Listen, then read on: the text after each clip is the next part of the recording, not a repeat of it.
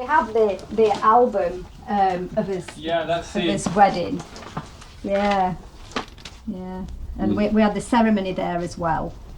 Because we've both been married before, we had the ceremony there. And they made it really special, didn't they? Yeah, it was very really special. Yeah. I don't know, I'm just overcome with emotion now.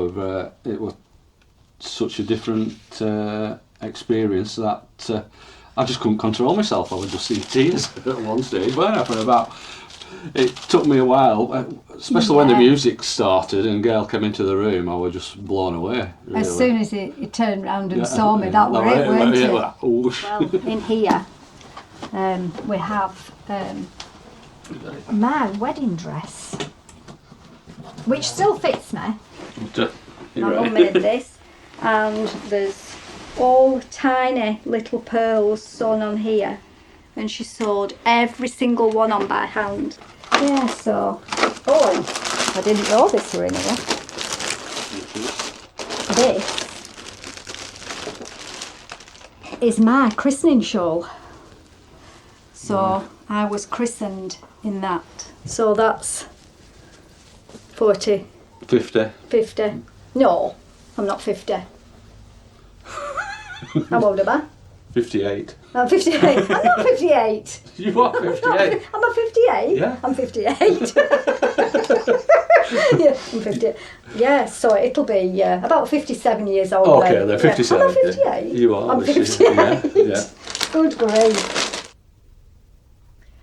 I think most people think Alzheimer's is just memory, and it's not. There's all sorts of things that we have to deal with. It's not like another person's telling me what to do. It's like it's somebody that takes control over how I'm thinking and how I'm speaking, and yeah, it's just weird. Trying to explain to anybody what it actually feels like is so strange.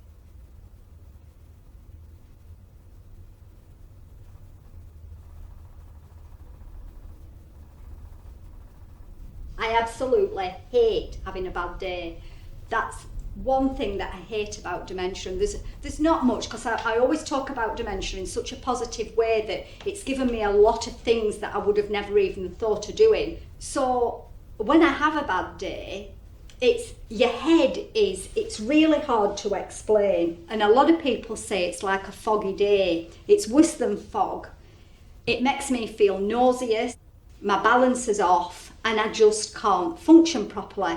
And people will talk to me and I'll shout at John, I'll go, shush, because I can't stand the noise.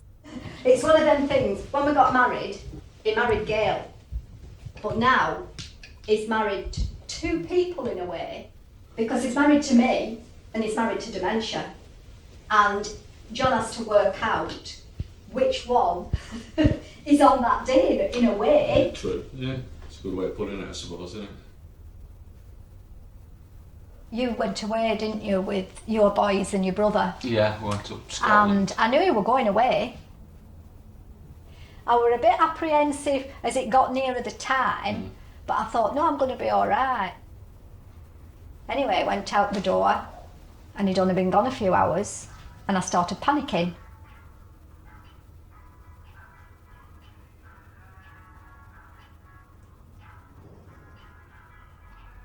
Once he got nearer to Scotland, his phone signal went, so I had no form of contact. And then the doorbell went, and I was on my own. And I was scared to open the door because I didn't know who was behind the door, and I didn't want to open it for if I didn't know them.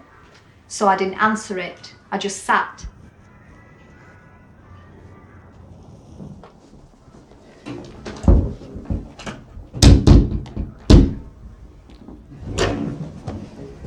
John?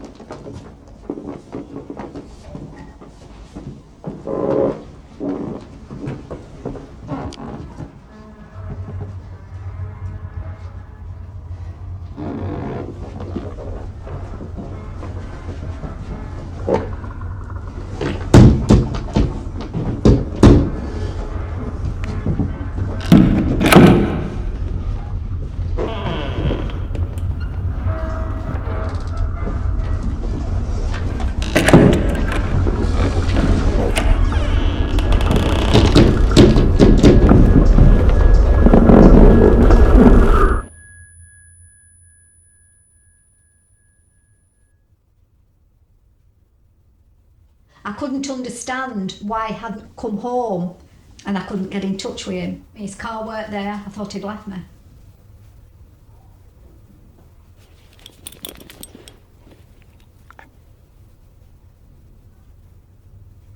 You know, there's no rule book, is there? You know, on how to react to being your wife I think being John diagnosed. were more shocked sitting in a room while they were doing tests and watching me struggle. As a couple, what people don't realise is it's not just me that it affects. It affects John big time, because he's watching his wife deteriorate into somebody else. No, you're not deteriorating. I'm not deteriorating. You're not deteriorating. Yeah, well, I'm not. No, you're not. No. You know, No. but you're seeing me change. Yeah, you are a different person, shall we Yeah. say. Yeah, I do speak about guilt a lot in the blogs that I write, and guilt is a big thing for me. And that is one thing that I find hard. That's the hardest thing I find to deal with, is that I feel guilt. And I might get upset talking about it because it gets to me. But I feel guilty because I married John and he's got a different person. And I know eventually he's going to have to look after me. And I never ever imagined that would be. And also I feel guilty because I can't look after my grandchildren like I used to. And I used to be there all the time for them, doing everything. And yeah, I'm losing that. We had a really close relationship, especially me and the oldest grandson. And I sometimes feel guilty that I just haven't got that, because I can't do things. But that's how it is. But I shouldn't dwell on those moments, because I'm still here and I'm still watching them do well. So I should think about that.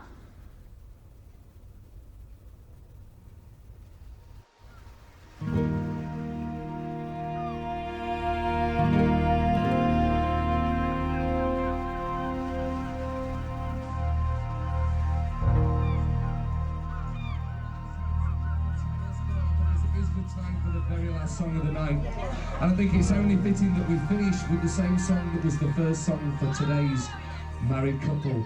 So please put your hands together and say a big congratulations to John and Gail on this momentous occasion. We'll finish as we started. Let them take centre floor, but join them please. From me, Jason Taylor, from John, from Gail, from all the family, all the bar staff, thank you, good night, God bless. Thank you!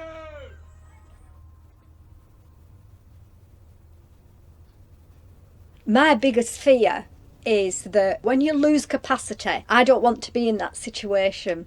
I don't want to feel a burden to him, but yet I don't want to go into a home. That is my worst nightmare, of being put into a home and being taken from somewhere where I'm comfortable, where I have all my personal belongings, my smells, my clothes, to be put into a room that's okay. They might put a picture of something of, you know, but it's not me. It's not my room. And he's always said they'll look after me at home, but it's going to get tough. And I know it's going to get tough, but it's one of them things.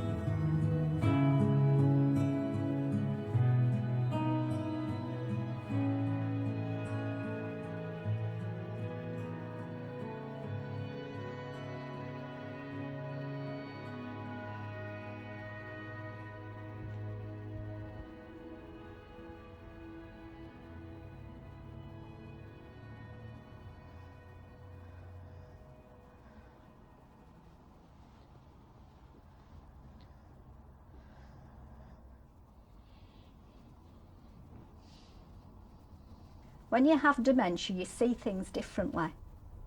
You see things in a lot more detail because you look at every single little thing.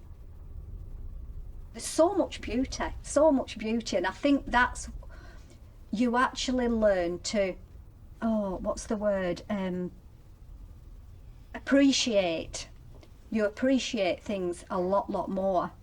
Whether it's because I've got a diagnosis and it's a terminal illness and I know eventually, you know, that I'm not going to be here. I don't know, but while I am here, I just want to try as many different things as I can.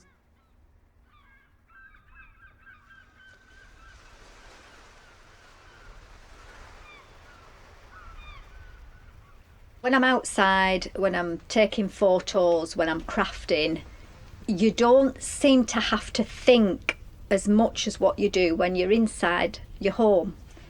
It's a lot calming, and so I get lost in what I'm doing. For instance, taking a photo, I'm in the moment and dementia doesn't exist. It's as if it's not there.